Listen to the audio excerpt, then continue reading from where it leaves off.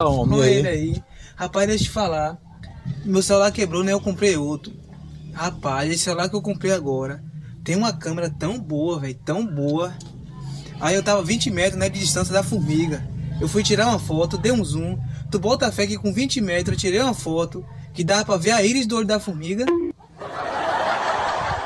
Foi, meu amigo. Rapaz, que celular incrível, Tu velho. viu a íris do olho da formiga? Foi a íris.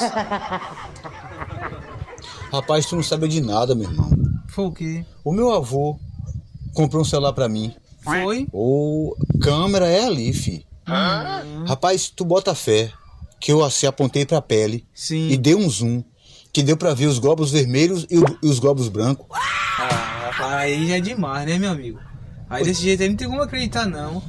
Onde foi? Que loja foi que teu avô comprou esse celular, moço? Na mesma loja que tu comprou o teu.